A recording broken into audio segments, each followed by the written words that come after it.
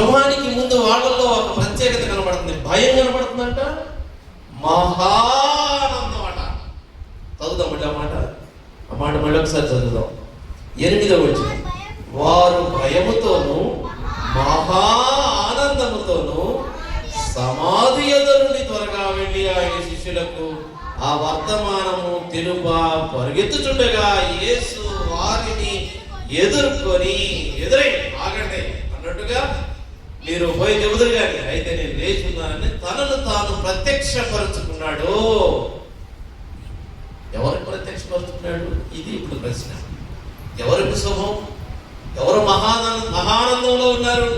ఎవరు భయంతో ఉన్నారు? ఈ ప్రశ్నలు ఈస్టర్కి అవసరం. ఈస్టర్ దినాన్ని ఒక ఆచారంగా అలవాటుగా చేసుకునేది కాదు, వాక్యము మనలో అనుభవిస్తూ చేసుకోవలసిన ప్రత్యేక సందర్భం. పునరుద్ధారుడైన ప్రభు నీలో కార్యం చేశాడు, నువ్వు పాపిలను తెలియజేసాడు వాక్యం ద్వారా. దాని ద్వారా నీలో భయం ఉంది, దేవుని యందు భయం ఉంది, అది పవిత్రతను చేకూరుస్తుంది. ఇది కీర్తనాకారుడు ఎప్పుడు క్రీస్తుకు పూర్వం యెహోవా యందలి భయము నీకు పవిత్రతను ఇస్తుంది అని రాశాడు. ఆ భయం ఇక్కడ ఎవరిలో ఉంది? ఆ భయం అనంతరం మహానందం ఎవరిలో ఉంది? ఈ 2 విషయాలు మనకు శుభాన్ని కలుగు చేస్తాయి అని ప్రభువే స్వయంగా పలికిన ఈస్టర్ సందేశం ఇది. ప్రభు మనకి ఈస్టర్ సందేశం ఏమిచ్చాడు? మీకు శుభము అని చెప్పాడు, క్షేమము అని చెప్పాడు. ఈ శుభం ఈ లోకంలో కొన్ని చోట్ల కనబడుతుందేమో, కొంతమంది మనుషుల మధ్యలో కనబడుతుందేమో, కొన్ని ప్రదేశాల్లో కనబడుతుందేమో, కానీ ఇది ప్రభు అని చెప్పిన శుభం యొక్క అర్థం మనం తెలుసుకోగలిగితే నిజంగా ఈస్టర్ మన జీవితాలకు జీవాన్ని అనుగ్రహించి పునరుద్ధరణైన ప్రభువుని మనకు ఎంత మహానందంలోకి తీసుకెళ్తుంది. ఆయన ఎంతని భయం. ఇది ఈస్టర్ సందేశం యొక్క ప్రత్యేక. దేవుని మాటలు మనతో మాట్లాడుతోంది, వాక్యం మాట్లాడుతుందంటే దేవుడు మనతో మాట్లాడుతున్నాడని అర్థం. యేసు ప్రభువు వారు సమాధి దగ్గరికి వెళ్ళిన వారు ఎవరు వెళ్ళారు? 1-2 శిష్యులు. ఆ శిష్యులతో పాటు కలిసి వెళ్ళారట. ఎవరో వాళ్ళు చూద్దాం, ఆ మాటను చూద్దాం. 5వ వచనం, 28వ అధ్యాయం 5వ వచనం.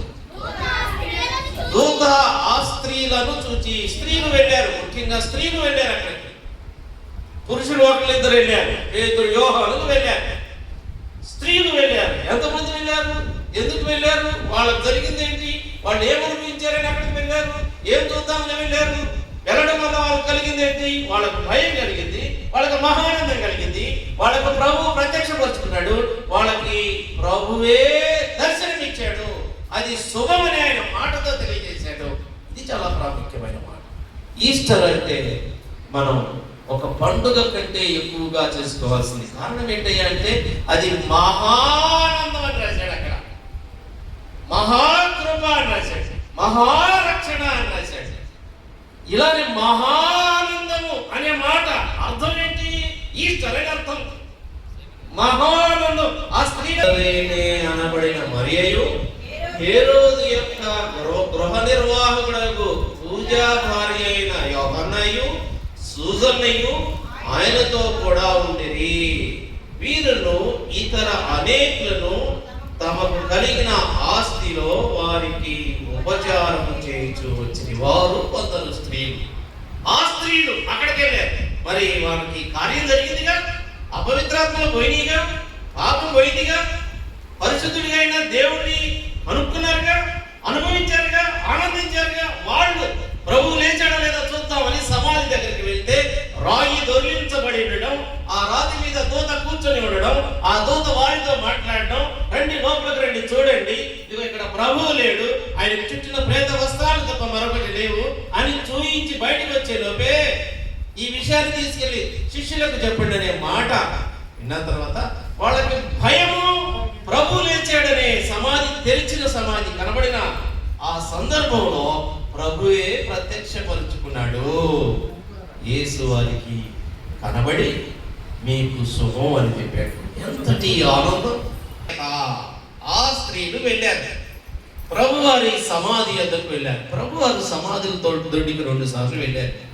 ఒకసారి గెరాసీనుల దేశంలో సేన అనే అతనికి దెయ్యాలు పట్టి ఉంటే అతను బట్టలు చింపుకొని బట్టలు లేకుండా అపవిత్రాత్మను పట్టిన వాడే సమాధులలో తప్ప మరొక చోట నివసించని ఒకసారి వెళ్ళాడు.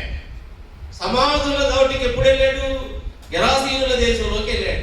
ఆ తర్వాత బేతనియా గ్రామంలో తన అత్యంత ప్రేమగా సహోదరుడిగా ఎంచుకున్న మార్త మరియల సహోదరుడు లాజరు చనిపోయినప్పుడు సమాధుల చోటకు వెళ్ళాడు. ప్రభువే సమాధుల చోటకు వెళ్ళాడు.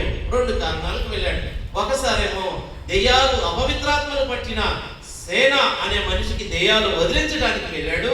రెండోసారి ఏ అపవిత్రాత్మలైతే పడితే చనిపోతే ఇంకా నరకానికి పోతారో ఆ మరణ భయం నుంచి వదిలించడం కోసం, దేవుని క్రియ మహిమను చూడడం కోసం, ఆ మరణాన్ని జయించి లేపడానికి, లాజరును బ్రతికించడానికి సమాధుల తోటకు వెళ్ళాడు. అయితే ఆయన సమాధిలో నుంచి లేస్తాడు, ఆయన చూడాలి అనే ఆనందంతో స్త్రీలు అక్కడికి వెళ్ళారు. వెళ్తే ఏమైందట? అక్కడ దూత కనబడి ప్రకటన చేస్తున్నాడు. అయితే ఆ దూత కనబడితే ఈ స్త్రీలు పడిపోలేదు. అర్థం చేసుకోండి, స్త్రీలు పడిపోలా, అక్కడ కావలి వారు పడిపోయారు.